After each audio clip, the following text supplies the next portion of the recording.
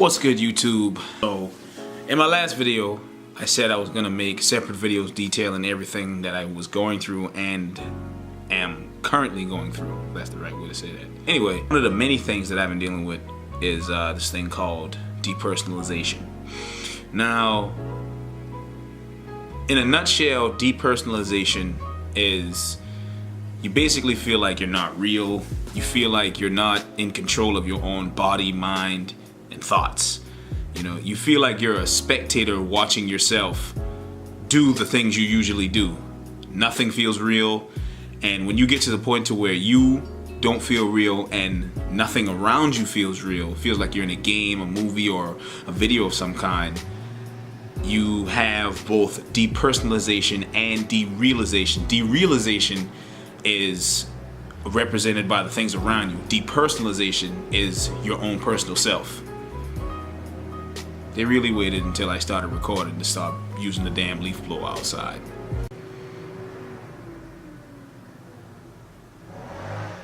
Really, nigga? Now that that's done, it's kind of weird to put in words, because until you truly understand what it is, or until you truly understand by going through it or experience it or whatever you want to call it, you know, you can't really put it in words what it is exactly.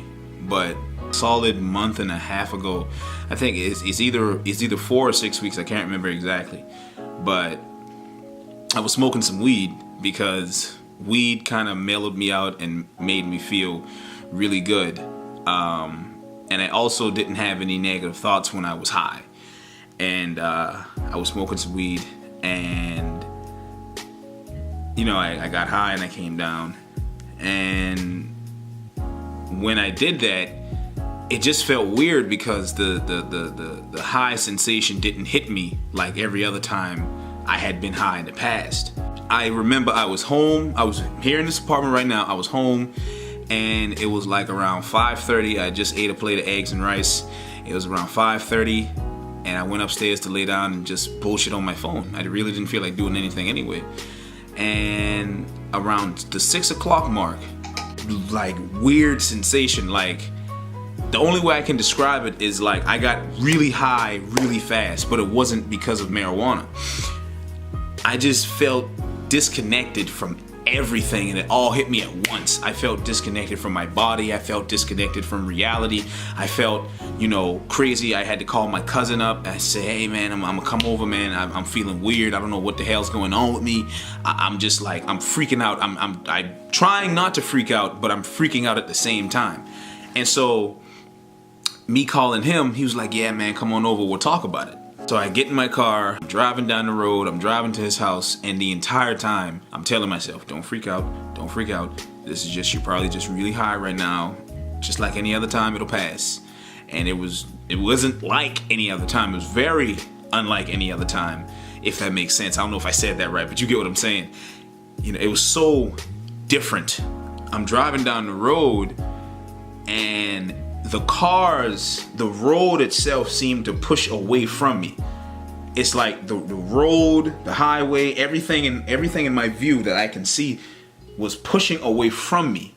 In that moment, I was at my peak of about to freak out, desperately trying not to freak out because I knew that this isn't normal, and at the same time I knew there was just my brain playing with me. So all in all, I didn't freak out. I went to my cousin's house. I talked to him about it. He, you know, I called up some friends who knew about having what people might call bad highs. And, you know, some friends told me, you know, just go take a hot shower, you know, go walk in the cold, go do this, go do that, put a cold rag over your face. You know, I did all this shit and nothing helped. And this whole time, I'm still desperately trying not to freak out. And I eventually freaked out just a little bit, just a little freak out. And by that time, it was already like 12 in the morning, and I just went to sleep, and I woke up not feeling as extreme, but still feeling pretty weird, like pretty out there. And so I did my research. It took about 2, maybe 3 days after that experience, and I figured out I was suffering from this thing called depersonalization. And And the way the guy explained it, he was like, yeah, man, you feel like you're in a movie, you're in a game, you don't feel real, you feel disconnected from society and blah, blah, blah. I was like, God damn it, that's it. He hit the nail on the head with that one. That's exactly what I'm dealing with. And so the reason people get depersonalization is because it's really a defense mechanism built into your brain, if you will.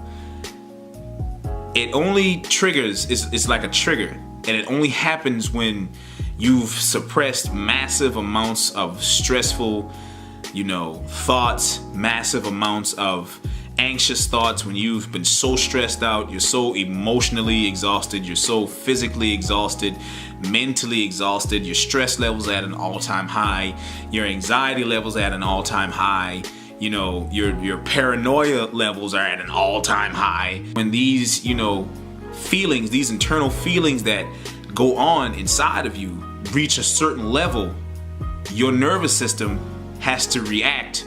It tries to counterbalance what you're dealing with and tries to make you feel better about the situation. So what it does is it makes you depersonalize. It detaches you from everything around you because it really feels as if you're going to die.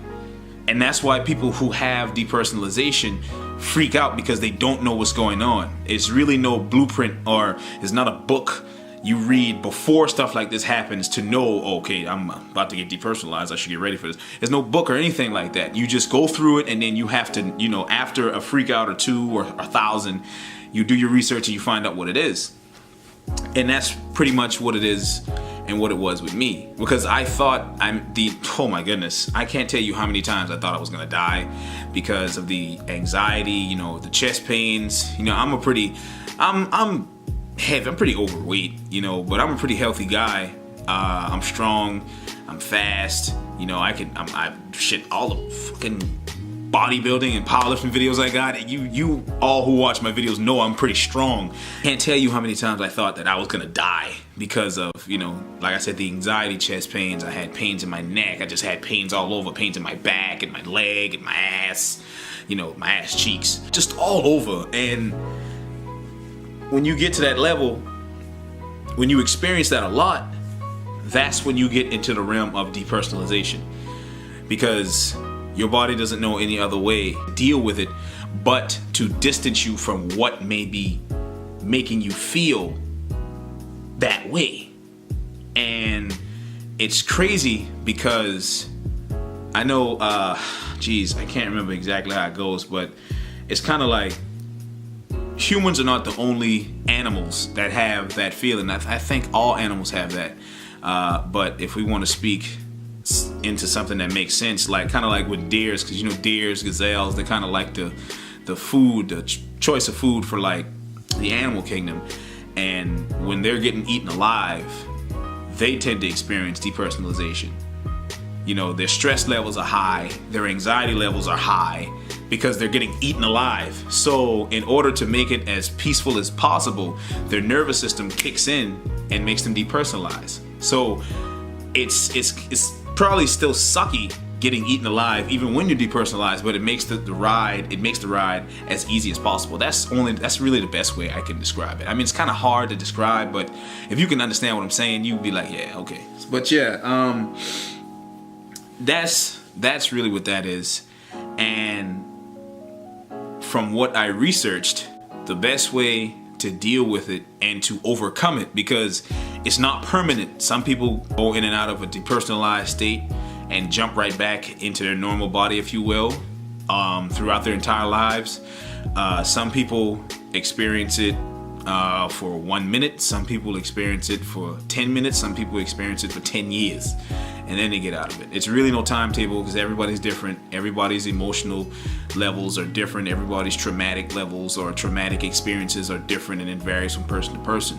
But the best way to deal with it that I have researched and I have found out is to, do things that make you feel good, do things to make you feel happy, induce that happy feeling, things that reduce your anxiety, things that reduce your stress levels, things that reduce your paranoia levels, things that basically living a healthier lifestyle.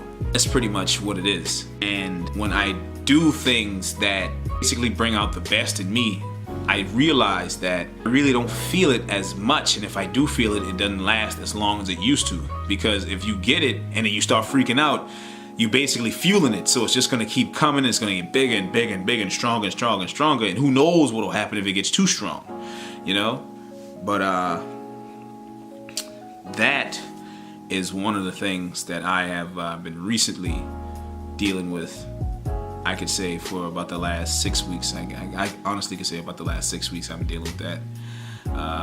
At first, I think for the first like week or two, it was like the entire day, or the entire weeks, if you will. It was like, I don't feel real. None of this is real. I don't get it. I don't understand what's going on. But for the lesser 4 weeks, it's kind of been on and off. And I can honestly say it's been more off than on, because I'm learning how to cope with it and how to manage it and how to reduce it. For anybody out there that maybe, if you can relate to this video, you maybe feel the same way that I do, you're not alone. A lot of people go through it. I think, 50% of the country goes through it, or has been through it, if you will. So if you experience it, or if you have experienced it, you're not alone. A lot of people go through it, and there are plenty of ways to deal with it. It's not permanent, which is, once I figured out that it wasn't permanent, I was like, oh my goodness, thank you.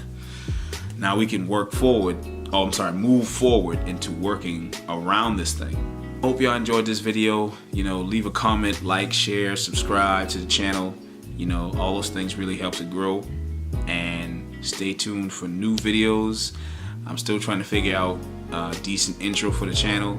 I might attach an intro to this video, or I might not. Just bear with me, and I'm thinking maybe in like a month, not a month, I'm thinking maybe like a week, we should be on the right track, back with intros and outros and all that good stuff. So yeah, like I said, man, like, share, comment, subscribe. Till next time, deuce.